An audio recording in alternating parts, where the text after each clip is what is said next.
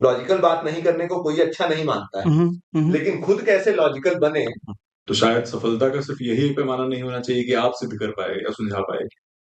आपने सवाल को तो जिंदा रखा कि अगर हम चाहते हैं कि जनता उस बारे में सोचे, तो हमको उसको एज अ वैल्यू देना होगा उसको। हमारे देश से ज्यादा फर्जी पीएचडी कहीं नहीं चल रही। इसीलिए मेरा ये कहना था कि market can not be the sole motivation. America का जो मॉडल है वो कॉपी करके आप एक मतलब अंधा पाश्चात्यकरण तो कर ले रहे हैं, लेकिन आप नकलची ही रह जा रहे हैं। एजुकेशन में जो एक देश का स्टेक है वो बहुत हाई है, और यहाँ आध्यात्म का मतलब वो नहीं है जो परोसा जा रहा है।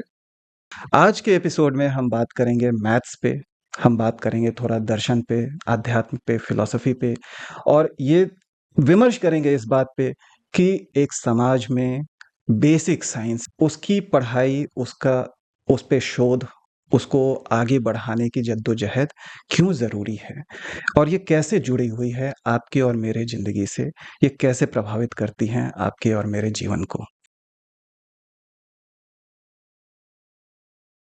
नमस्कार दोस्तों, स्वागत है आपका समुद्र मंथन के आज के एपिसोड में। मैं हूं आपका होस्ट, दोस्त और घोस्ट प्रोफेसर बृहस्पति, और मेरे साथ आज दो मेरे बहुत खास, बहुत पुराने दोस्त बैठे हैं। एक प्रोफेसर ट्यूरिंग, और हमारे साथ आज जुड़े हैं सत्यकाम। आप दोनों का बहुत बहुत स्वागत है समुद्र मंथन में। धन्यवाद। धन्यवाद, नमस्कार। तो मैं अपने दर्शकों को बताता चलूं कि ट्यूरिंग साहब जो हैं वो आईआईटी दिल्ली में मैथ्स के प्रोफेसर हैं, और सत्यकाम साहब जो हैं वो फिलॉसफी पे उनकी बहुत रुचि है। सबसे पहले मैं ट्यूरिंग साहब आपसे ये पूछना चाहूँगा कि हम देखते हैं सोशल मीडिया पे ये बात उठती है कि मैथ्स क्यों पढ़ें हम? ट्रिग्नोमेट्री जो है, कैलकुलस जो है, अलजेब्रा जो है, हमें हमारे जीवन में कहाँ काम आता है? काम ही नहीं आता है।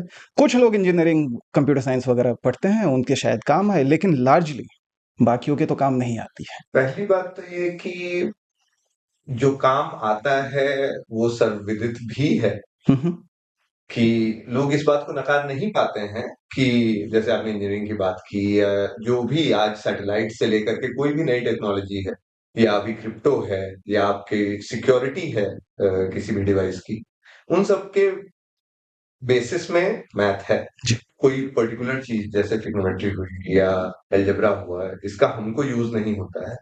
तो ये हमारा एजुकेशन सिस्टम जिस तरीके से उनको पढ़ाता है उसकी वजह से ये हो रहा है कि हम उनको बस जाके टॉपिक्स की तरह से पढ़ा ले रहे हैं कि बस था ना मोदी जी का भी A+B होल स्क्वायर है। तो ये भी एक्स्ट्रा कहाँ से आया? तो बस इसी तरीके से लोग रटते हैं और इसी तरीके से फिर बोलते हैं। जी। एक इंसान जिसको गणित की एकदम थोड़ी बेसिक समझ है, वो ऐसे नहीं बात करेगा, जी। और हम इसमें उनको नीचा दिखाने का या ऐसा कोई प्रयत्न नहीं है। बस ये कहना चाहते हैं कि हमारी जो एक जनरल चेतना है गणित के प्रति, वो एज अ सोसाइटी बहुत लो है, अच्छा। और इसका कारण है कि पूरे तरीके से पढ़ाया जाता है अच्छा। स्कूलों में। जी। तो अब इसकी वजह से लोग नहीं देख पाते हैं कि जो बेसिक गणित है वो उन्होंने उनको आज तक कैसे फायदे दिए हैं, और उससे उनके जीवन में क्या बदलाव आ सकते हैं उसको इनकॉर्पोरेट करने से, और क्या आ चुके हैं। लॉजिकली शब्द लोगों के दिमाग में आ गया है कि अरे वो बहुत लॉजिकल बात करता है, वो लॉजिकल बात क्यों करता है। लॉजिकल बात नहीं करने को कोई अच्छा नहीं मानता है, लेकिन खुद कैसे लॉजिकल बने इस पर चिंतन नहीं है। बिल्कुल, बिल्कुल। तो और इस पर चिंतन होगा तो एज अ सोसाइटी हमें लगता है कि हमारा, तो इसीलिए आपके सवाल पर वापस जाते हैं जी। कि मैथ हमको लॉजिकल बनाता है। अगर सही तरीके से इसको सीखा जाए, पढ़ाया जाए, तो ये आपको सवाल करना सिखाता है अपनी आसपास की चीजों को एक्सप्लेन करने के बाद। तो आपने लॉजिकल थिंकिंग की बात की, मैं उसमें एक पहलू और जोड़ना चाहूँगा कि लॉजिकल के साथ क्रिटिकल थिंकिंग भी तो आती है। जो आपने दूसरा बोला कि सवाल करना सिखा रहा है, वो क्रिटिकल थिंकिंग का एक एस्पेक्ट है। तो ऐसा नहीं कि मैथ सिर्फ लॉजिकल है और उससे बाकी इमोशंस और क्रिटिकल थिंकिंग का उसमें कोई स्कोप नहीं है। बिल्कुल स्कोप है, और इनफैक्ट तो फिलॉसफी और मैथ को मैं अलग तरीके से देखता ही नहीं हूँ। जी। तो दोनों का ही ये था कि अपने आसपास की चीजों को एक्सप्लेन करना है, और फिलॉसफी ने एक टॉप डाउन अप्रोच लिया जी। कि हम जीवन में जो करते हैं, जिन चीजों के बारे में सोचते हैं, उनको ब्रेक डाउन किया जाए, कि concept of God, concept of death, concept of, and उससे कुछ ट्रुथ्स पर पहुंचा जाए। ये फिलॉसफी का एम है। सत्यकाम से मैं एक सवाल पूछना चाह रहा था। एक तो मैथ से हम खुद डरते हैं, बचपन में हमें मैथ पढ़ाने बिठाया जाए तो डर लगता है, परीक्षा के उसमें एग्जाम देते हुए चक्कर आने लगते हैं। एक तरफ ये बात है, और दूसरी तरफ बात है कि जो पॉप कल्चर में, फिल्मों में जिस तरीके का वर्णन है मैथमेटिशियंस का, पागल हो जाते हैं, सिरफिरे हो जाते हैं। ऐसा देखा गया है कि पागल खाने हैं और दीवारों पे थ्योरम्स लिखे हुए हैं, क्वेश्चन सॉल्व कर रहे हैं। तो ये जो दो डरावना चीज हमें थोप दी जाती है एक बाल मस्तिष्क पे, उससे हम मैथ के प्रति देश में, समाज में आकर्षण कैसे हो, लोग, बच्चे खासकर आने वाली पीढ़ियां उसमें रुचि कैसे लें?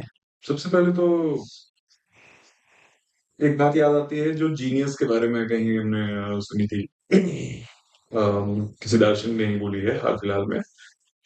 अंग्रेजी में it is the genius of others or our own neglected thoughts. तो जब हम किसी और पे उसके जीनियस होने की एक आइडेंटिटी क्रिएट करते हैं, कुछ प्रत्यारोपित करते हैं, उससे जुड़ी ही हुई उसके साथ एक जुड़वां सच ये है कि हमारे मन में भी बहुत बेहुदे सवाल आए थे जिनको हमने छोड़ दिया बेहुदा मानकर, बिना उसका कोई जवाब खोजे, किसी से डिस्कस किए, इंटरेस्ट लिए, या बस ये कह देना कि भगवान जाने इसका क्या जवाब। और एक एक चलन सा, इसको संस्कृति नहीं कहना चाहिए, पर एक चलन सा बन जाता है जिसमें 10 लोग साथ में मिलके बहुत सारी बातों पे बात करते हैं, क्रिकेट पे करते हैं, राजनीति पे करते हैं, पर कुछ ऐसे सवाल आ जाते हैं जिसपे सब एक मत से बोल देते हैं कि भगवान जाने इसका क्या जवाब है। तो अब ऐसे सर्कल्स में जहां मैथमेटिशियन होंगे, वहां स्वाभाविक है कि वो कहेंगे कि नहीं, जवाब है, आपके पास धैर्य है तो थोड़ा सा हम आपको समझा भी सकते हैं कि यहाँ पे क्या हो रहा है। तो पहले तो बचपन से सिर्फ भारत के परिवेश की बात करें, उत्तर भारत की बात करें, हिंदी भाषी क्षेत्र की बात करें, हमारे आपके राज्य प्रांत की बात करें, गांव की बात करें, तो वहां पर एक ऐसा बच्चा चुन लिया जाता है, एक फ्रंट बेंचर चुन लिया जाता है, एक टीचर होते हैं जो बहुत ही होनहार होते हैं मैथ में, और अब वो सिर्फ होनहार बच्चों को ही मैथ पढ़ाते हैं।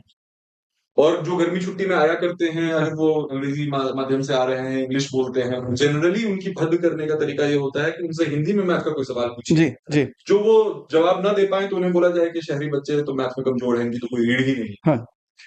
अब वो पेरीमीटर का फॉर्मूला याद करके आया है, आप उससे परिमाप पूछ रहे हैं। वो रेडियस समझ रहा है, आपसे त्रिज्या और ये सारी बातें बोल रहे हैं।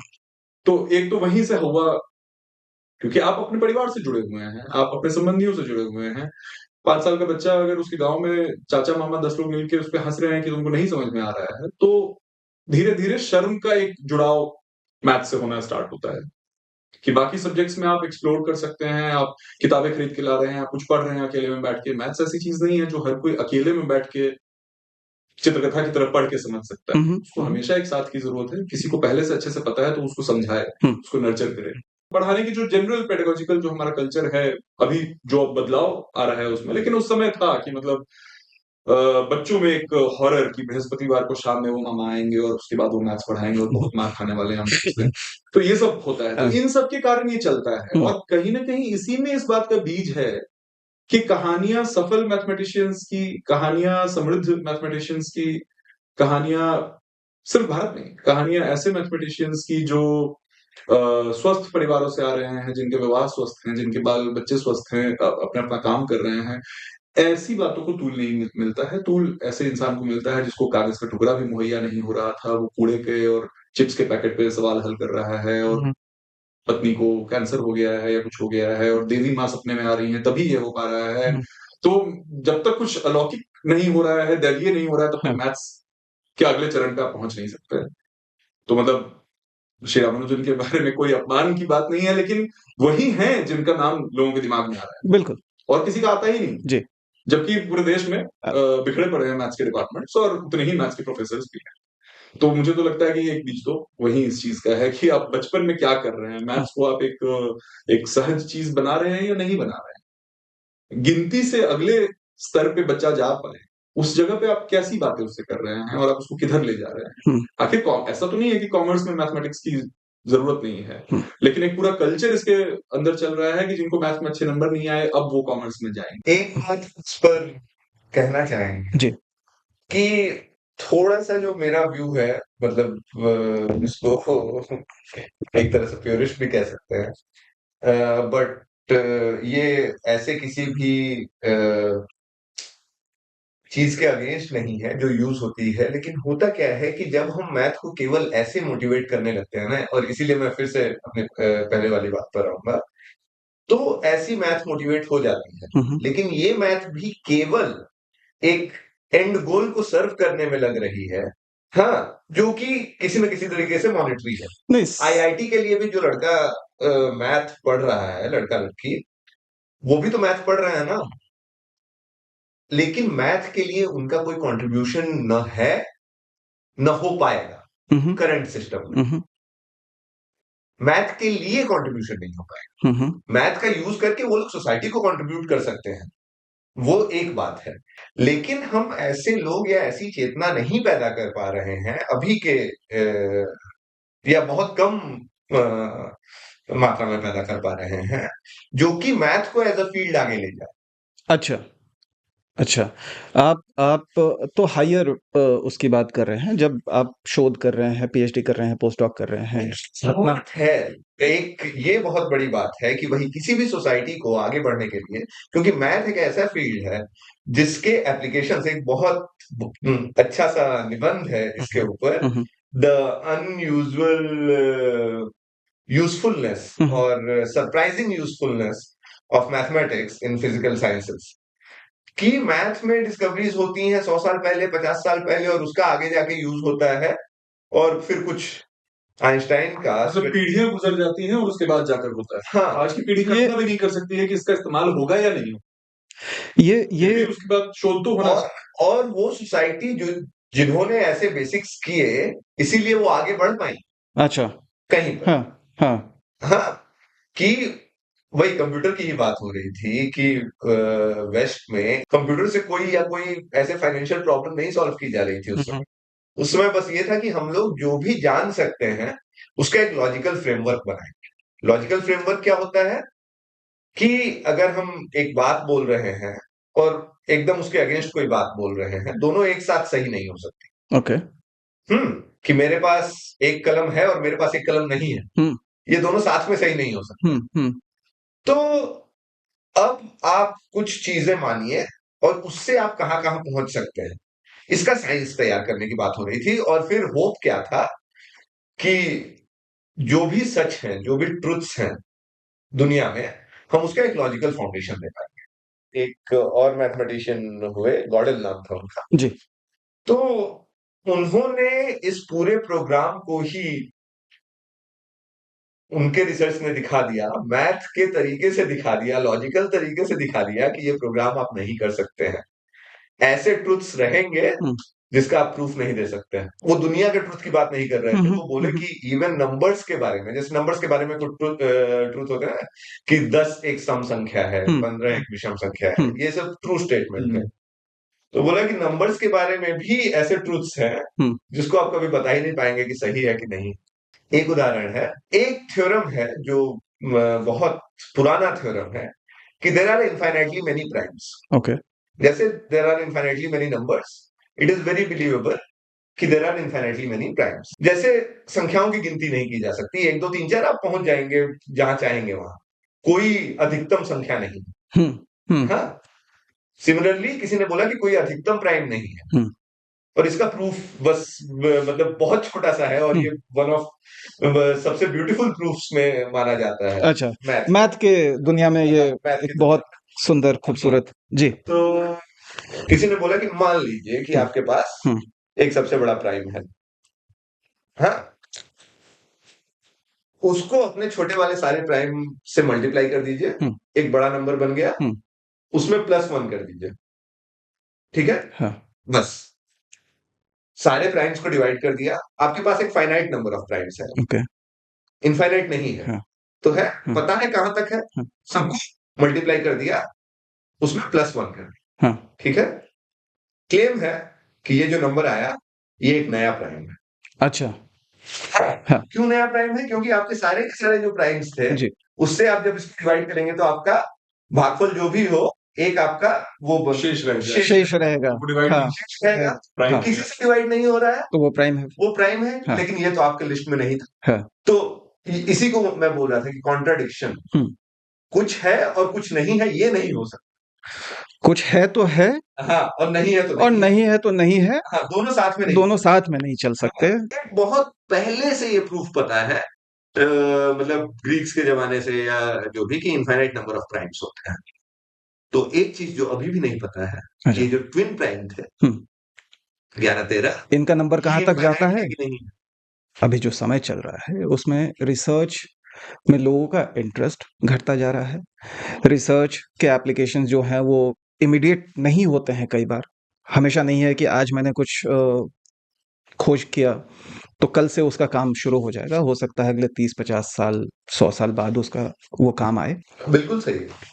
मैं भी बिल्कुल यही बात कह रहा था पहले भी, कि ऐसी चीजों पर जिसका इमीडिएट इफेक्ट नहीं है, उस पर समाज का, और वो समाज का की रुचि, या वो फिर ट्रांसलेट भी होती है, कैसा हम इकोसिस्टम सपोर्ट कर पा रहे हैं, जो लोग उसमें काम भी करना चाह रहे हैं उनके लिए, या उसमें काम करने के लिए जो लोग जो कर सकते हैं, जिनके पास कैपेबिलिटी है वो कर सकने की, अगर उनको सिखाया जाए, अगर उनको पढ़ाया जाए, तो हम जैसे ही अपना इमीडिएट चीजों पर वो कर देते हैं, नेक्स्ट जनरेशन सफर करती है, हुँ, जॉब्स कम हो गए, हुँ, जॉब्स कम हो गए, कम लोगों ने ये पढ़ना शुरू किया, हुँ, टीचर्स की कमी हुई, स्कूली लेवल पे और कम पहुंच रहा है, स्कूली लेवल पे बस रटवाए जा रहे हैं मैथ भी।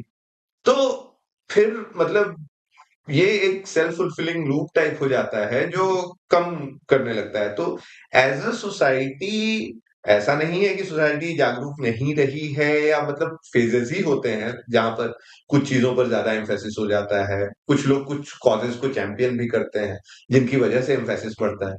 तो हमको लगता है कि अभी ऐसी थोड़ी जरूरत है हुँ, हुँ। कि बेसिक साइंसेस में काम करने वाले, या इवन जो भी सोशल साइंसेस में भी जो बेसिक चीजें हैं उनमें काम करने वाले, वो लोग आगे आए और समाज को बताएं कि कैसे उनका होना समाज के लिए एक अच्छी बात है। जी, बिल्कुल। और इस पॉडकास्ट की जब परिकल्पना हो रही थी, तो उसमें एक बहुत बड़ा मुद्दा ये भी निकल के आया था कि हम अपने आइवरी टावर्स में, हम अपने बबल्स में, हम अपने कुएँ में बैठ कर के अपना शोध कर रहे हैं, उसके लिए ग्रांट भी पा रहे हैं, उसके लिए इनाम पा रहे हैं, प्राइज़ेज़ मिल रहे हैं, तमाम तरह के दुनिया भर घूम रहे हैं आप अपना पेपर प्रेज़ेंट करने वो के भी लिए। कम होता जाएगा, दिक्कत ये है। वो भी कम हो रहा है। बिल्कुल, बिल्कुल, बिल्कुल। नहीं, लेकिन आइवरी टावर में भी जो है, जी।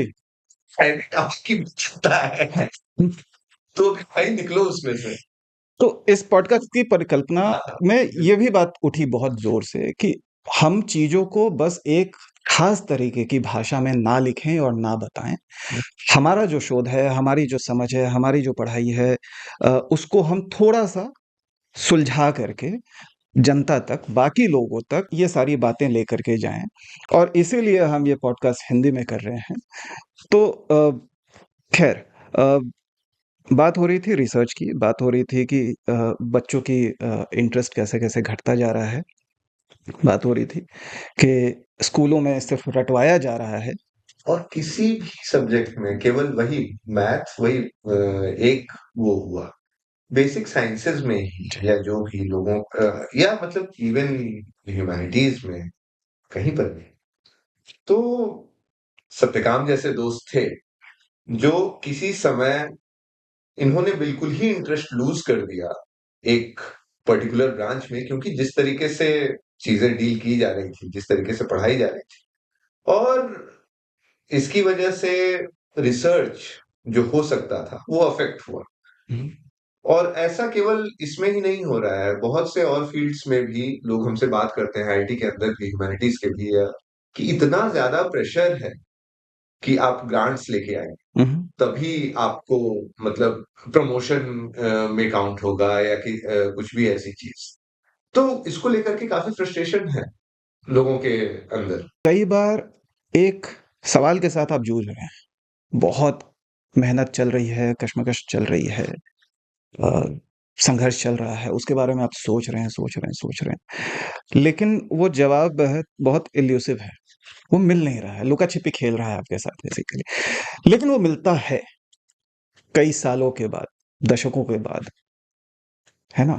आपको और नहीं तो किसी और को। आपको नहीं तो किसी और, सही बात है, किसी और को मिलता है। आपने एक रास्ता दिखाया, आपने उस वक्त रास्ते लगा पे के उस सवाल को जिंदा रखा।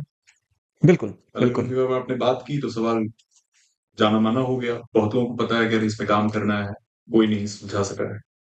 तो वो भी ज़रूरी है कि आपने समय उस पे व्यतीत किया, तो शायद सफलता का सिर्फ़ यही पैमाना नहीं होना चाहिए कि आप सिद्ध कर पाए या सुलझा पाए।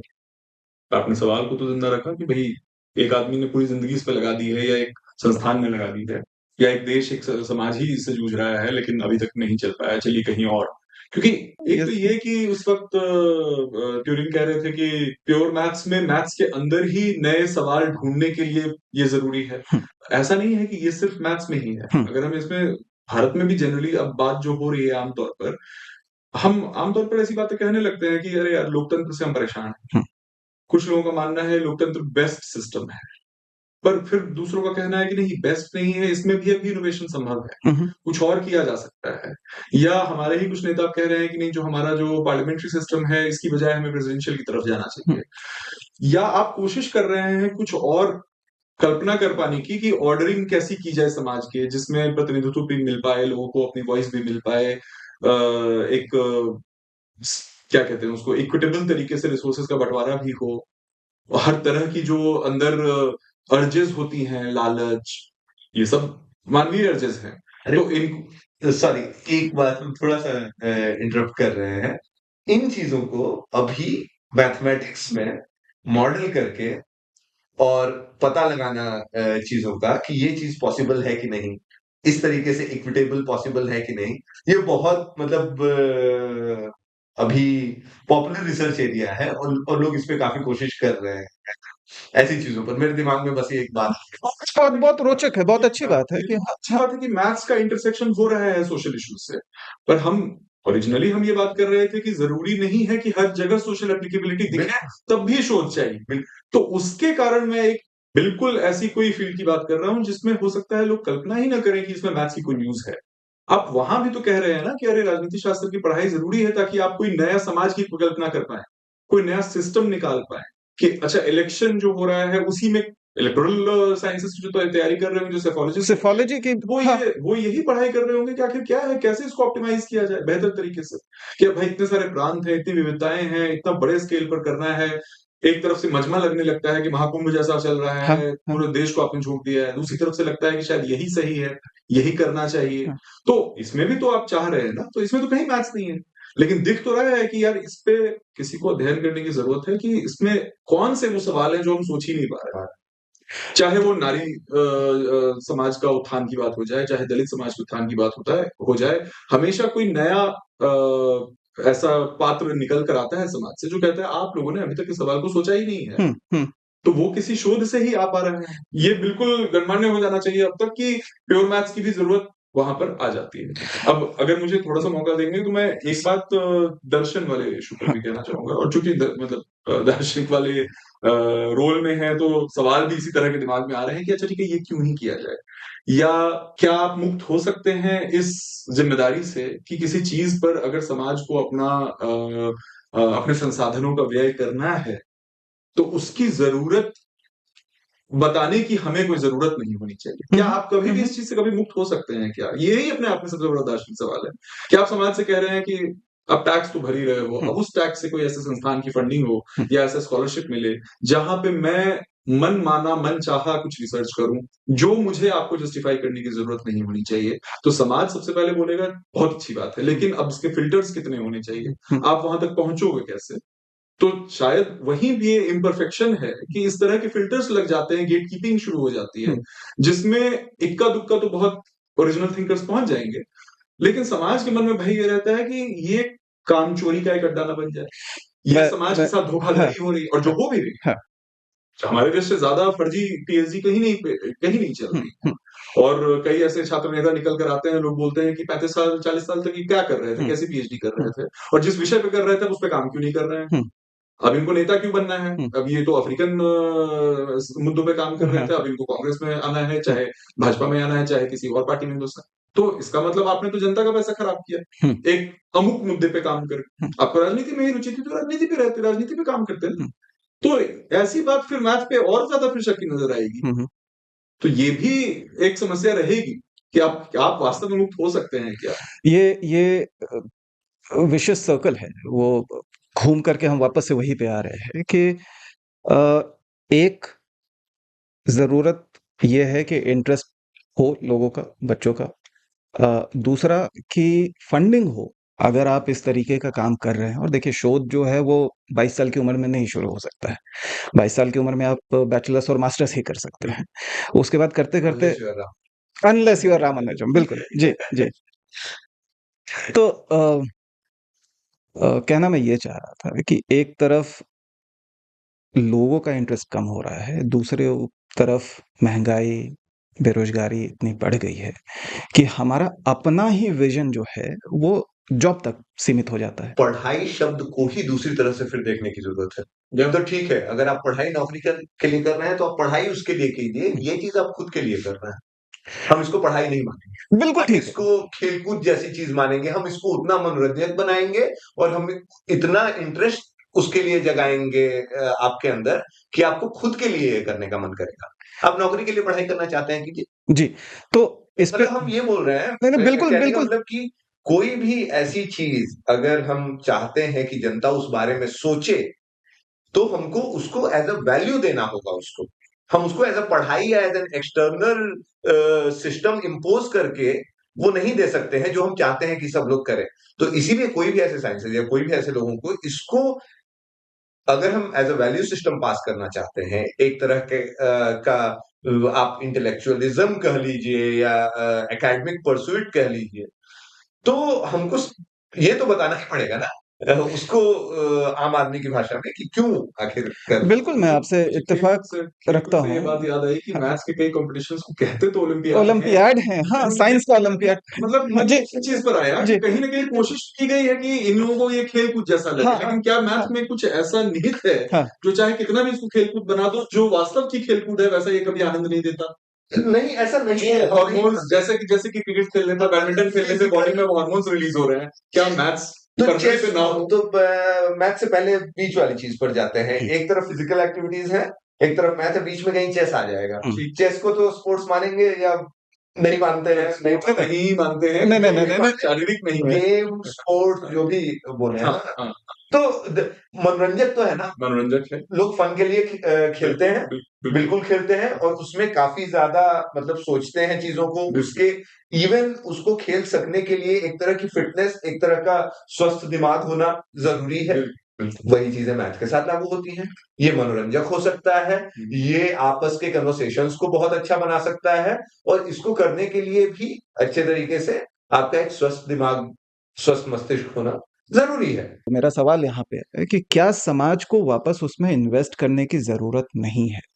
क्या वैसे रिसर्चर में समाज को इन्वेस्ट करने की ज़रूरत नहीं है? क्या वैसे डिपार्टमेंट्स में, वैसे इंस्टीट्यूशंस में, वैसे यूनिवर्सिटीज़ में, वैसे थिंक टैंक्स में समाज को और सरकार को इन्वेस्ट करने की ज़रूरत नहीं है? बिल्कुल है। इसके पहले तो जो मैं बात बोल रहा था वो एक कॉमन बात बोल रहा था कि सब लोग एंजॉय कर सकते हैं, ऐसा कोई हवा नहीं है, या एंजॉय कर सकते मतलब ऐसा नहीं है कि इसको केवल पढ़ाई के लिए ही देखना जरूरी है। अब बात ये है कि कोई भी ऐसी चीज जो समाज को वापस दे रही है, उसके लिए समाज को एफर्ट डालना चाहिए, और ये एक बहुत जरूरी बात है किसी भी सभ्य समाज के लिए, और खुद को भी सपोर्ट करने के लिए समाज के। तो हम इस पर कंप्लीटली अग्री ही करेंगे हुँ, कि ऐसे किसी भी person which gives back to the society in some form, hmm, we need to support it. मुझे थोड़ा-सा मतलब मन में उदाहरण आ रहे हैं ऐसे हुँ, जिसमें समाज करता भी है ऐसी चीजें। एक दूसरे डिस्कशन में हम थे तो उस वक्त शास्त्रीय संगीत को लेकर आ रहे थे कि अब शास्त्रीय संगीत के कई पंडित बिल्कुल सामने मंच पर बोलते हैं। हाल फिलहाल में मैंने मतलब एक इंटरव्यू देखा था इनका साजन मिश्रा का। हुँ, वो बता रहे थे, फिर पंडिताजी चक्रवर्ती हैं, वो बता रहे थे कि हमारे मन में क्या छवि है शास्त्रीय संगीत की कि हम जब जा रहे हैं कहीं टिकट कटाकर कमानी ऑडिटोरियम में ऐसी किसी जगह पे, तो हम पहले ही अपने आप को अलग पाते हैं अपने परिवार, अपने मित्र, ऐसे कई लोगों से। हमें लगता है कि हम कुछ ज़्यादा शुद्ध देखने जा रहे हैं, कुछ शुद्ध सांस्कृतिक चीज़ होने जा रही है वहाँ पे, जो हाई कल्चर है। और ये डिफ़िकल्ट है, इसमें बहुत सारी चीज़ें हैं, सालों की मास्टरी लगी हुई है इसमें। तो ये सब हम अपने मन में लेकर जा रहे हैं। ये पंडित वगैरह कह रहे हैं, मतलब सम्मान के साथ कहना चाहता हूँ कि ये लोग कह रहे हैं कि अभी जो हम दर्शकों को सुना रहे हैं, ये तो शुद्ध है ही नहीं वैसे भी। अच्छा। ये तो हम सुना रहे हैं कि दर्शक आएँ, क्योंकि अब वो ज़माना चला गया कि राजा एक हार हम पे फेंक देता था और हम साल भर रह लेते थे। अब किसी को नहीं भी पता है, शास्त्रीय संगीत की समझ भी नहीं है, तो वो हम चाहते हैं कि हम ऐसा माहौल बना पाएँ कि वो बाद में आके बोले कि पंडित जी समझ में तो कुछ नहीं आया, लेकिन आपने कहीं और पहुँचा दिया। आज भी उस्ताद विलायत अली खान साहब का देख रहा था, तो वो यही कह रहे थे कि मतलब अमेरिका में, मतलब भारत में जानने वाले मुझे श्रोता ज़्यादा मिलते थे, लेकिन अमेरिका में मुझे सितार को ना समझने वाले श्रोता तो बहुत मिलते थे, लेकिन आनंद लेने वाले बहुत मिलते थे।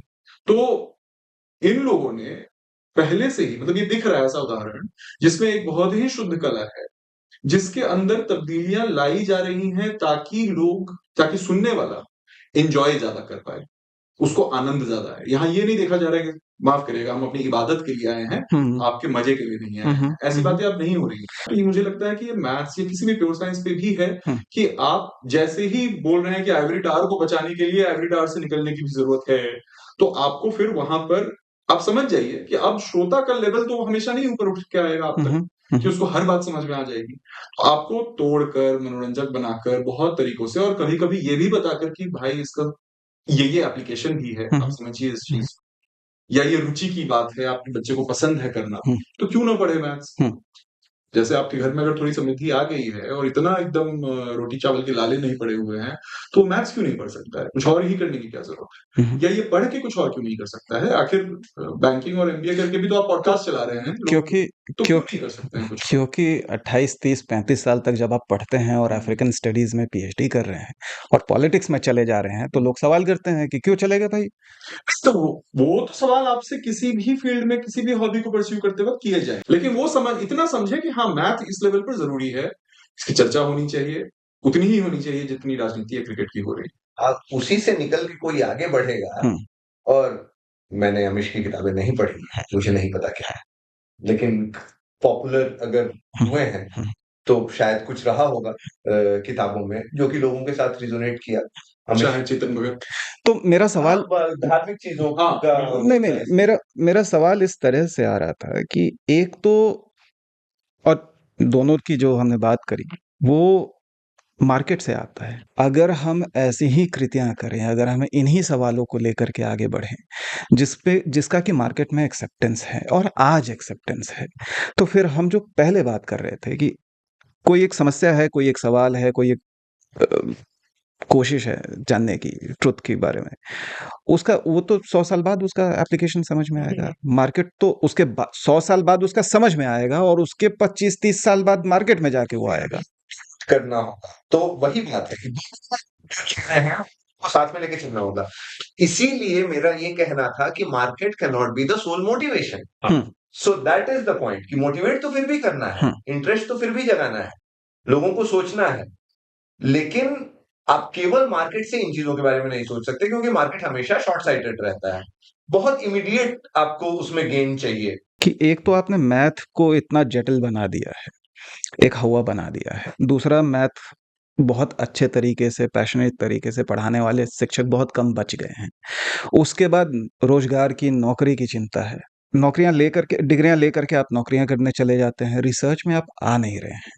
तो एक तो है कि हाँ ठीक है, मैं इसको as a passion, as a hobby, इसको साइड में परस्यू कर रहा हूँ और मेरे पास संसाधनों की कमी नहीं है, तो मैंने अपने स्टडी में, अपने लाइब्रेरी में या यहाँ सोसाइटी, वहाँ उसमें जाकर के एडमिशन ले लिया है और वहाँ पे मैं इन चीज़ों पे मंथन कर रहा हूँ, आगे सोच रहा हूँ। 4 मुझे लोग मिल भी गए हैं, क्योंकि सीखने के लिए, समझने के लिए लोग चाहिए आपको, एकांत में नहीं होती हैं ये सब चीज़ें, और वहाँ पे आप कर रहे हैं। तो वो तो इक्का-दुक्का हो रहा है। सिस्टमैटिकली हम कैसे करें? समाज के स्तर पे, देश के स्तर पे हम ऐसे हम बहुत मुश्किल नहीं है। हाँ। हाँ, कैसे वाला सवाल, मतलब इस लेवल पर, लेकिन वहां तक कैसे पहुंचा जाए? अब एक और जो लेवल है, तो कैसे का तो है कि ये आना पड़ेगा आपके पास सेंट्रली फंडेड इंस्टीट्यूशन से। हम्म आपको एक देश के लेवल पर, क्योंकि अभी ये साइकिल इतना दूसरे डायरेक्शन में चल चुका है, और अब चूंकि दूसरे डायरेक्शन में चल चुका है, सेंट्रली फंडेड जो भी इंस्टीट्यूशंस हैं वो कम कर रहे हैं, तो उसको रिवर्स करने की शुरुआत या वो कैसे किया जाए? और उसके लिए यही तरीका है कि जिस भी लेवल के लोगों से मिला जाए, जहां पर भी हम ये बात कर सकें, वहां पर हम ये समझाएं लोगों को कि एजुकेशन में जो एक देश का स्टेक है वो बहुत हाई है। आप लोग उसको केवल इकोनॉमी के भरोसे छोड़ करके एक देश की तरह से आगे बढ़ने का नहीं सोच पाएंगे, बहुत दिक्कत हो जाएगी। ये समझाने की जरूरत है, और ये जैसे जैसे ज्यादा ज्यादा लोगों को समझ में आएगा, तब शायद ये चक्का थोड़ा उल्टा घूमना शुरू होगा, और बाद में जाके कभी कोई हायर लेवल पे समझेगा कि नहीं भाई। हम बिल्कुल चाहेंगे कि भारत एक विश्व मित्र बने, पहले भी था, अभी भी है, लेकिन हम चाहेंगे कि लीड करें हम रिसर्च में, इनोवेशन में, और ना सिर्फ वैसे डिसिप्लिन्स में, वैसे एरियाज में जो कि इकोनॉमिकली आज के समय में एकदम छप्पड़ फाड़ के आपको पैसे दे रहे हों, क्योंकि क्योंकि समाज का, देश का जो विकास है वो एक डिसिप्लिन, एक फील्ड, एक एमबीए की डिग्री, एक इंजीनियरिंग की डिग्री पूरा देश को आगे नहीं खींच सकती है। बता रहा कि हर एक इनोवेशन, कोई भी बड़ा आप इनोवेशन ले लीजिए, रिसेंट टाइम्स का भी, जो कि वेस्ट को आगे लेके गया है, वहीं पे इंटरनेट बना ना। आपके पास तो हेड स्टार्ट नहीं आया, फेसबुक, गूगल सब वहां क्यों बन रहे हैं? एक दूसरे सोसाइटी के दूसरे एस्पेक्ट्स हैं, लेकिन अगर ये एक एस्पेक्ट पे आप कंपैरिजन कीजिए कि रिसर्च और इनोवेशन ही क्यों हो पा रहा है, क्योंकि वहां पर फंडामेंटल्स के लिए भी जगह है, जहां से टेक्नोलॉजी का ट्रांसफर हो रहा है, नई टेक्नोलॉजी का। आप बस एप्लीकेशन एप्लीकेशन एप्लीकेशन करते रहेंगे जिसको वो लोग पहले खोज रहे हैं, तो आप कैसे आगे निकलेंगे? आप बस इम्प्लीमेंट ही करते रह जाएंगे, आप अपना तो कुछ बना नहीं रहे हैं। और वो तब होगा जब हर फील्ड में, अक्रॉस द फील्ड, आप केवल एप्लीकेटिव फील्ड पर देंगे तो आप एप्लीकेशंस बनाएंगे, आप फंडामेंटल फील्ड्स पे देंगे तो वहां पर स्कोप है। हाँ, आपका रिस्क होगा क्योंकि आपने वो इकोसिस्टम नहीं डेवलप किया है, लेकिन एज अ कंट्री आपको वो रिस्क लेना होगा। अगर आप कल जो भी विश्वामित्र कहलाना चाहते हैं, या एक विकसित देश कहलाना चाहते हैं, अगर हाल फिलहाल में जितना मैंने इसके बारे में सुना है, मुझे ये भी लगता है कि ये सवाल भी अगर हम उठाएंगे कि आप विकसित नहीं हो पाओगे, ये नहीं हो पाएगा, ये सवाल भी उठाए जा रहे हैं, सनी हाथ से नहीं उठाए जा रहे हैं, काफी समय से चल रहा है कि भारत के कल्चर में कुछ प्रॉब्लम है, यहाँ एप्पल नहीं हो पा रहा है, यहाँ फेसबुक और मेटा और इस तरह की चीजें नहीं हो पा रही हैं। तो एक तर्क जो मैं सुन रहा हूँ वो है, भारत में बहुत सारे मतलब सबको आप एक एक छतरी के नीचे रख सकते हैं कि आध्यात्मिक चेतना आपकी कहाँ अटकी पड़ी है, और उसमें भी अमेरिका से तुलना होती है। कहीं ये नहीं कहा जाता है कि इसका मतलब ये है कि अमेरिका की आध्यात्मिक चेतना आपसे ज्यादा आगे है, पर साफ साफ ये कहा जाता है कि आप जिस दलदल में फंसे हैं उससे आपको आध्यात्मिक चेतना ही निकाल पाएगी। और यहाँ आध्यात्म का मतलब वो नहीं है जो परोसा जा रहा है कि सुबह 6 बजे उठकर आप कुछ कोई टीवी चैनल देख लीजिए या कहीं दीक्षा ले लीजिए, ऐसी चीजों से आपको ये बात की अप्रिसिएशन नहीं आएगी। अप्रिसिएशन वहां से आएगी कि आप अपनी जरूरतों को समझ रहे हैं कि अपने समाज की जरूरतों को, अपनी जरूरतों को समझ रहे हैं कि नहीं। क्योंकि अमेरिका का जो मॉडल है वो कॉपी करके आप एक मतलब अंधा पाश्चात्यकरण तो कर ले रहे हैं, लेकिन आप नकलची ही रह जा रहे हैं। आप जो समाज, आप जो गुड़गांव खड़ा हुआ है, जो ग्रेटर नोएडा खड़ा हुआ है, जो दिल्ली मेट्रो है, कौन सी ऐसी चीज नहीं है, कौन सी ऐसी टेक्नोलॉजी नहीं है या जीने का ढर्रा नहीं है जो आपने बाहर से आयात नहीं कर, लेकिन वहां जाने पर भी आप कुलबुलाते गिलबिलाते नजर आते हैं। क्या रे यार, शीशा तापमान जो है शहर का 45 डिग्री जा रहा है और बिल्डिंग शीशे से मर दी गई है पूरी। ये तो हास्यपद अब है। उसके ऊपर एसी चलाएंगे। हाँ। आधे शहर का टेम्परेचर, जनरली हीट आइलैंड का कॉन्सेप्ट आप पता करिए कि क्या हो जाता है कि हर जगह एसी चल रहा है, तो अब शहर में एक विशेष माहौल क्रिएट हो गया है कि ना चाहते हुए भी अप्राकृतिक रूप से टेम्परेचर हाई रहेगा। ऐसा नहीं है कि ये प्रॉब्लम भी वेस्ट में हो नहीं रही है, लेकिन अब आप हीट के ऊपर सेंटर ढूंढने के लिए जाइएगा तो आपको पता चलेगा कि जो सबसे कटिंग एज जिस पे रिसर्च हो रहा है वो भी वेस्ट में ही हो रहा है। हम्म, अमेरिका में अब हीट रेजिलियंस पे काम चल रहा है, या इसी तरह के और भी आप आपदाएं सोच सकते हैं। तो ऐसा क्यों है कि भाई हम जो अच्छे खासे जाने माने डर हैं हम हाँ उनसे भी नहीं डरते हैं हाँ कि भाई विकसित देश नहीं बन पाएंगे, विश्व मित्र नहीं बन पाएंगे, उल्टे विश्व शत्रु माने जाएंगे हाँ। इस तरह की हरकतों के कारण। हम्म, तो इन सब के जड़ में कहा जा रहा है कि कई ऐसी चीजें, कई ऐसे पास्ट के बोझ जो हम लेकर चल रहे हैं, जो कुरीतियां हैं, रूढ़ियां हैं, आपकी चीजों के बारे में आपका जो एक सोचने का तरीका बन ढर्रा गया है, ढर्रा बन गया है। मैं किसी का भी नाम नहीं लेना चाहता हूँ, लेकिन अब ये जो आध्यात्मिक चर्चा है अब यहाँ तक चली गई है कि भारत विवाह जरूरी है, बच्चे पैदा करना जरूरी है, सब ठीक है, लेकिन भारत में ये विवाह भी एक कुरूप और विकृत रूप में बदल चुका है। हम्म, ये बच्चे पैदा करने की जरूरत भी एक विकृत जरूरत बन चुकी है। हम्म, भारतीय उठकर ये बोलते हैं कि अरे जापान की समस्या देखिए, चीन की समस्या देखिए, उनकी जनसंख्या अब गिर रही है। गिर रही है। हाँ। तो लोगों को लगता है कि आप अपने बाथटब में डूब रहे हैं और दूसरे वाले में पानी सारा बह गया है, तो आप उसका उदाहरण दे रहे हैं, लेकिन हम्म, डूब तो आप रहे हैं। हम्म, तो आपके पास तो कमी की समस्या नहीं है। तो एक भारतीय जो तर्क भी लेकर आता है वो कुतर्क ही दिखता है। तो किसी भी इस प्योर साइंस को लेकर मन में किसी तरह की अगर आकांक्षा है कि हम कहीं पहुंचे, हम्म, तो शायद वो उस जगह से आ भी नहीं सकती है कि भारत को कहीं पहुंचाना है। हम्म, आप वहां पहुंचेंगे जब आप विषय के प्रति, जो सब्जेक्ट है उसके प्रति, मानवता के प्रति, कॉन्शियसनेस के प्रति, कि इसमें कुछ ऐसा है जो कॉन्शियसनेस को एलिवेट कर रहा है, जो कुछ अच्छा पैदा कर रहा है, जो किसी को बताने में आनंद आ रहा है, जिससे मतलब किसी को हार्म तो नहीं ही कर रहा है, हम्म, राइट? तो ऐसी ऐसी चीजों पे जब आप बिल्ड करेंगे, एक उसमें एक निस्वार्थ भाव भी आए, हम्म, और तब जो आपका कल्याण होगा वो आपके देश का भी होगा और फिर पूरे समाज, पूरी दुनिया का भी। जो आध्यात्मिक तर्क दे रहे हैं वो इसकी नीचे जाकर, एक लेवल नीचे कह लीजिए, तो बेसमेंट में जाकर कह रहे हैं कि यहाँ पे कुछ कुछ जो है वो सड़ गया है, हम्म, इसको ठीक करने की जरूरत है। तो ऊपर आप मैथ्स की बिल्डिंग भी बना लीजिएगा, आप प्योर साइंसेस की भी बना लीजिएगा, आप कला में भी आगे चले जाइएगा, सब ठीक हो जाएगा। अगर भारत जहां पे सड़ रहा है वहां की सड़न पे अगर आप पकड़ पाइए कि क्या दिक्कत है, आपके अंदर ये लालच क्यों है, हम्म, या आपके पास मतलब एक शहर में आपके पास फ्लैट है तो दूसरे शहर में भी होना क्यों जरूरी है, हम्म, या आपके 2 बच्चे हो गए हैं अब बेटा नहीं हुआ है तो तीसरा क्यों जरूरी है। हम्म, ये सारे सवाल अंत में जाके गुत्थम गुत्था हो जाते हम्म, हैं इन चीजों हम्म, से। तो वो एक अलग लेवल है जो मुझे नहीं लगता है सारे मैथमेटिशियंस मिलकर सॉल्व कर पाएंगे। बट समाज को अगर मैथ्स का कल्याण चाहिए तो समाज को जरूर देखना पड़ेगा कि अगर हम सुधर जाएंगे तो हम मैथ्स के लिए भी कुछ अच्छा कर पाएंगे। इसमें थोड़ा सा एक चीज ये कि ये जो दो लेवल्स हैं, हम इनको ऊपर नीचे के बजाय पैरेलल तरीके से ज्यादा देखते हैं शायद। करना पैरेलल में है, समझ वही सकते हैं जो हम सब के हमारे उम्र के एक वर्ग में आ चुके हैं, हाँ, वही ये समझ सकते हैं कि अच्छा अब हम देश का भी कल्याण चाह रहे हैं, अरे यार अर्थव्यवस्था में इतना कुछ टूटा फूटा पड़ा हुआ है, तुमको मैथ्स में वो पढ़ना है। इस आदमी की मानसिकता तभी बदलेगी जब उसको सब चीजों में मूल में एक जुड़ाव दिखेगा कि नहीं, सारी समस्याएं जुड़ी हुई हैं, कहीं से उठ रही हैं। वही तुम्हारी लड़की को तुम पढ़ने नहीं जाने दे रहे हो, वो भी वहीं से कनेक्टेड है।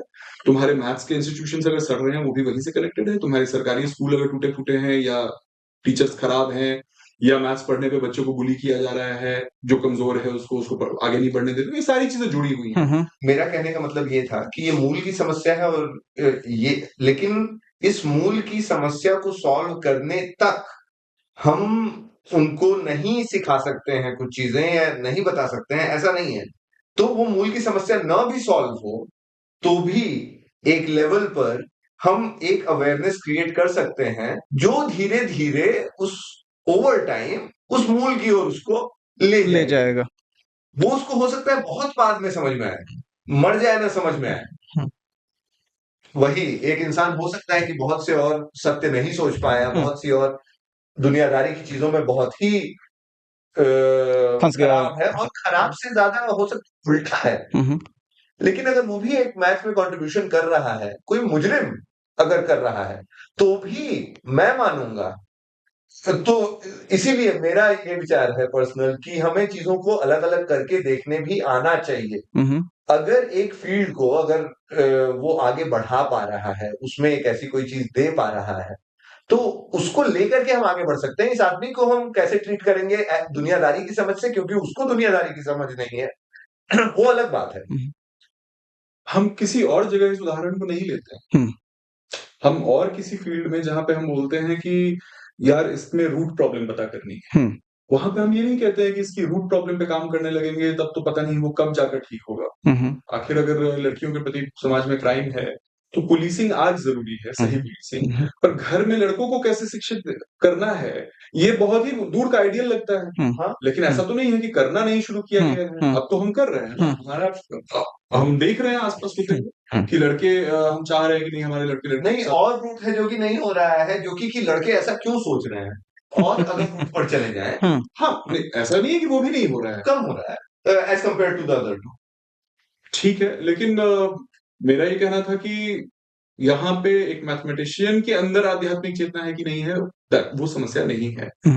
समाज जब समझेगा, क्योंकि इस पे भी काम करना जरूरी है और काम किया जा सकता है, और मैं यहां तक कहूंगा कि शायद मैथ्स के केस में जरूरी नहीं है इस पे काम करना, क्योंकि प्योर मैथ्स पे रिसर्च ना हो तो शायद ऐसा कोई विंडो नहीं है जो बंद हो रहा है। आध्यात्म जो है वो सबसे पहले कि भूखे नंगे लोग क्रांति नहीं लाते हैं, तो भूखे नंगे लोग अध्यात्म में भी नहीं घुसते हैं, बिल्कुल, और रिसर्च भी नहीं करते हैं। और मैथमेटिशियन का सवाल होगा इस पे कि अध्यात्म को पहले डिफाइन कर दिया जाए तो फिर बात हो पाएगी कि अध्यात्म होता क्या है। हम अध्यात्म का लिटरल डिफिनेशन मान के चल रहे हैं, जो ठीक ठाक स्पष्ट हो गया है, जनरली भारत में भी काफी प्रचार प्रसार हो चुका है कि अध्यात्म है अपने आप को जानना। जैसे ही आप बोलते हो कि मुझे ये पसंद है, तो पहला सवाल अध्यात्म पूछता है कि तुम कौन, कौन बोल रहा है और कहाँ से ये आया कि मुझे ये पसंद है, क्योंकि तुम ये इशारा करना चाह रहे हो कि तुम अलग हो क्योंकि तुम्हें ये पसंद है। लेकिन अभी 5-6 सवालों के अंदर ये पता चल जाएगा कि तुमको पसंद इसलिए है क्योंकि तुमको कहीं दिख गया, तुमको दिखाया गया, एक सुगंध तुम्हारे नाक में डाली गई, तुम एक परिवेश से आए, इस समय में पैदा हुए, मौसम ऐसा था, अभी ऐसा मौसम है, इसलिए तुम ऐसी बात। तो कुछ भी ऑथेंटिक मिलता नहीं है और उसका इन्वेस्टिगेशन चलता चलता है कि तुम कौन हो, और उसका अध्यात्म एक उत्तर तक आपको ले जाता है, जो एक दूसरे ही पॉडकास्ट का विषय है। मैं ट्रुथ्स की बात कर रहा था कि अगर आप, क्योंकि एफर्ट हमारा, कोशिश हमारी वही है कि हम फंडामेंटल ट्रुथ्स जो है एग्जिस्टेंस के, उसके बारे में सुनी है कि प्राचीन काल के मैथमेटिशियंस बहुत स्पिरिचुअल हो जाते थे। उनको लगता था कि हम कुछ रहस्य, मिस्टिसिज्म बहुत था, रहस्यवाद, कि मतलब कुछ है जो ब्रह्मांड का रहस्य हम उद्घाटित करने जा रहे हैं। अब मुझे ऐसा डिस्कोर्स में नहीं दिखता है कि प्योर साइंसेस के लोग, मतलब फिजिक्स में, एस्ट्रोफिजिक्स में तो फिर भी दिखता है, क्योंकि कुछ ऐसा लग रहा है जो आप विजुलाइज कर सकते हो। मैथ्स के इक्वेशन वगैरह आपको एक बहुत अच्छे फिल्म मेकर की जरूरत पड़ती है जो उस तरह का साउंड ट्रैक डालता है पीछे, जब कोई इक्वेशन सामने आता है तब आपको लगता है कि हाँ इसमें भी कुछ मिस्ट्री है। आमतौर पे मुझे नहीं लगता है आईआईटी या आईएससी में लोग ऐसा साउंड ट्रैक लगा के रिसर्च करते हैं कि कुछ रहस्य निकल के आने वाला है आज। तो मुझे नहीं लगता, मुझे लगता है आजकल के मैथमेटिशियंस काफी सोबर हैं, पर I don't think they attach themselves to a spiritual experience. Spiritual से ज्यादा अगर मुझे ऐसा लगता है कि कोई हमेशा जरूरी नहीं है कि इनवर्ड हो, तो एक आउट, बाहर की चीजों को देख करके उसके बारे में सोचना, क्योंकि हम भी उसी का पार्ट हैं, उसी नेचर का पार्ट हैं, जहां पे जिसको मैं देख पा रहा हूं और अंदर तो उतना नहीं देख पा रहा हूं, वो तो एक बहुत बड़ी मिस्ट्री है शायद।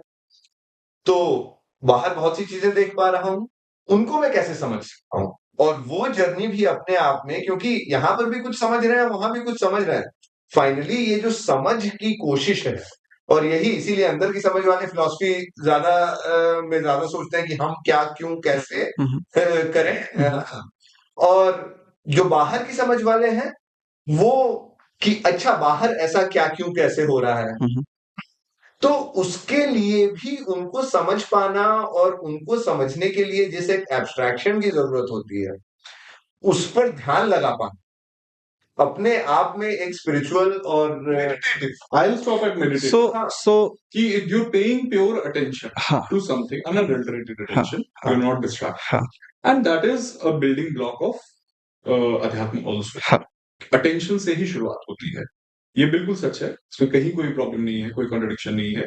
अध्यात्म केवल इतना ही बोलेगा कि अटेंशन जो दे रहा है उसको इन्वेस्टिगेट करो कि कौन है जो अटेंशन दे रहा है। आध्यात्मिक चेतना की बात जहां हो रही थी वो ये था कि जब इस तरह की चेतना जो इतनी सेल्फ अवेयर हो जाती है एक समाज में, जब ये चीज बढ़ती है कि अरे अर्थव्यवस्था भी चल रही है, बाजार भी चल रहा है, सब चल रहा है, पर यहाँ किसी को आनंद भी आ रहा है और इसमें भी कल्याण संभव है, मुझे क्यों इतना मैं धीरज क्यों खो रहा हूँ इस चीज से? मैं इस देश का राष्ट्रपति हूँ, चाहे अर्थशास्त्री हूँ, चाहे प्लानिंग कमीशन में बैठा हूँ, चाहे नीति आयोग में बैठा हूँ, मुझे क्यों बेचैनी हो रही है, ऐसे कुछ हो जाएगा तो अगर वो आदमी और इस तरह के जो पॉलिसी मेकर्स होंगे, डिसीजन मेकर्स होंगे, मैथमेटिशियंस होंगे, जब समाज में ये चीज बढ़ेगी तो उसी समाज से निकल कर ये आएंगे, और जब वहां पहुंचेंगे तो फिर सुख चैन से ये निर्णय ले पाएंगे, उनको ये हड़बड़ाहट नहीं रहेगी कि अभी अपने ऊपर वाले को खुश करने के लिए छोड़ो ना, 10 करोड़ की फंडिंग ही तो काट रहे हैं। बिल्कुल सही बात है और मैं एग्री करता हूँ।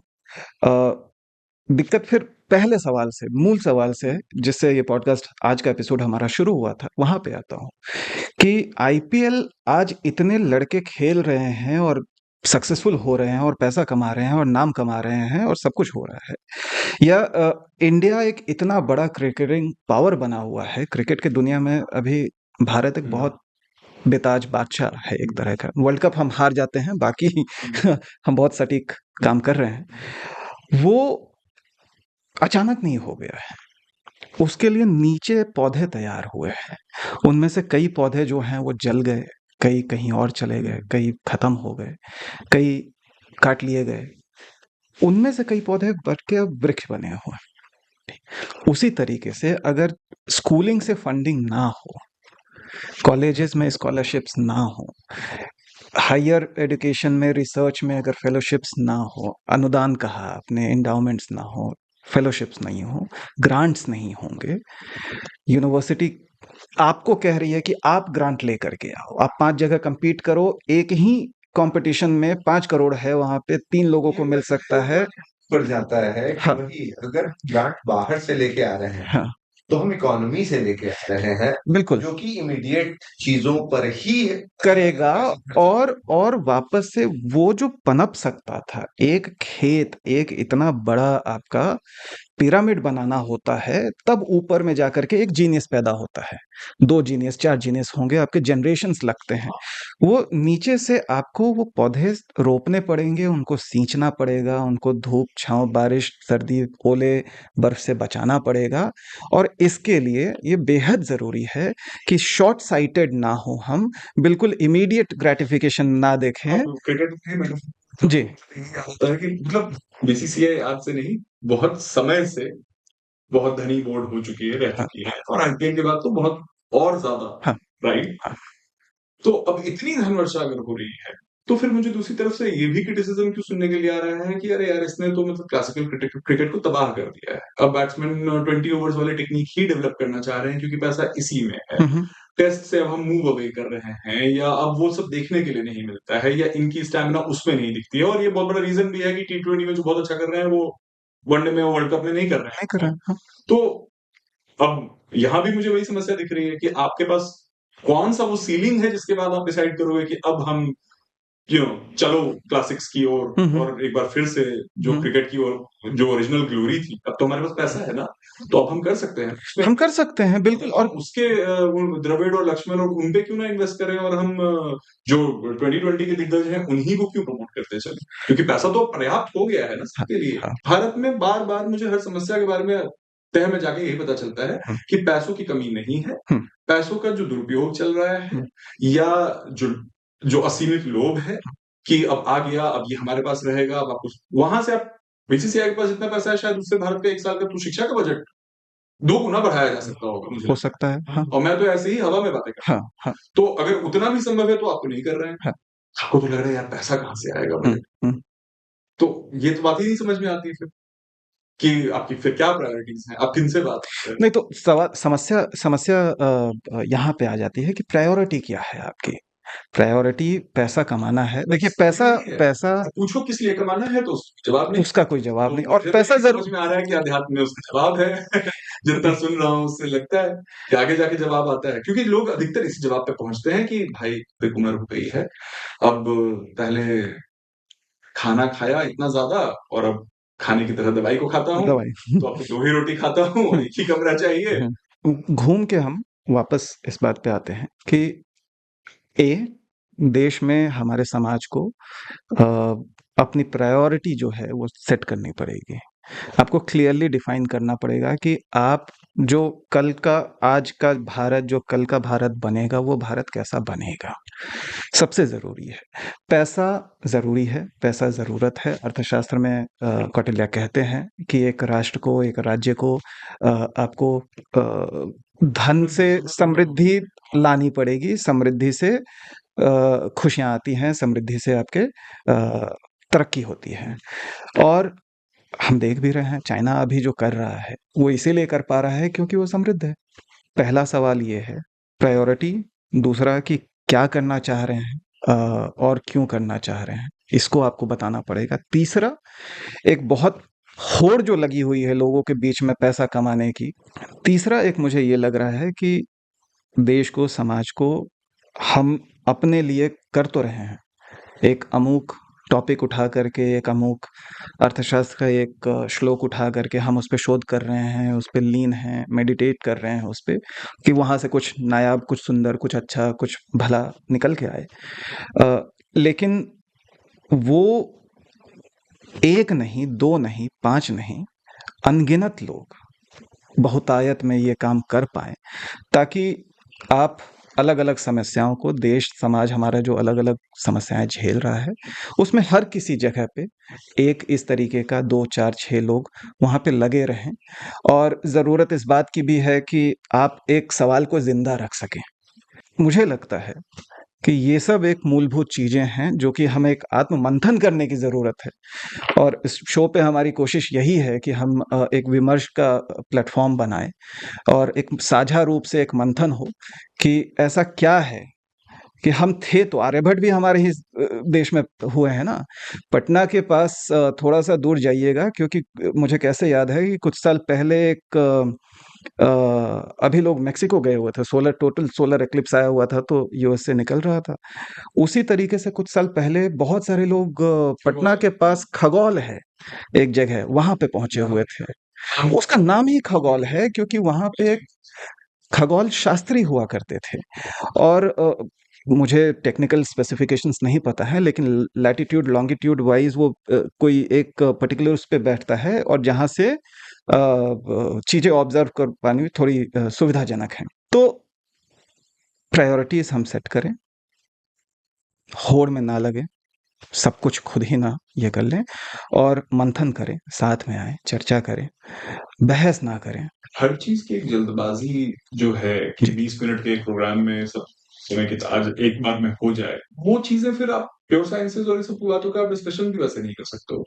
समय चाहिए समझने के लिए, सोचने के लिए, कोई समझाने वाला होना चाहिए। और मेरा अपना अनुभव ये है कि एक समय ऐसा आया है कि अब अपने फ्रेंड सर्कल में कोई मैथमेटिशियन है तो मैं सवाल पूछ भी सकता हूँ, लेकिन अदरवाइज यूट्यूब और ये सब अगर नहीं होते तो भारत में तो मतलब आपका तो संभावना खत्म हो जाती है कि अब जो चीज की आप नौकरी नहीं कर रहे हैं, अब उसके बारे में आप क्या ही जान, और जो पॉपुलर कल्चर में लिखा रहेगा वही जान पाएंगे। तो आपको एक पिछला पूरा जनरेशन मिलेगा जो सिर्फ ओशो को सुन रहा था या पढ़ रहा था, क्योंकि कोई गणितज्ञ न छप रहे थे, न बोल रहे थे, न गा रहे थे, या कोई मतलब कोई और भी चीज, समझ रहे हैं कि मतलब कोई बहुत सीमित सी चीज रह जाती है। और आपके पास जो 2 घंटे बचते हैं नौकरी के बाद, आपको इच्छा होती है कि हम कभी बहुत अच्छे हुआ करते थे इस चीज में, या हमारी बहुत रुचि होती थी इस चीज में, पर समाज जिन बातों को बेचेगा वही आप पढ़ पाएंगे, वही आप देख पाएंगे।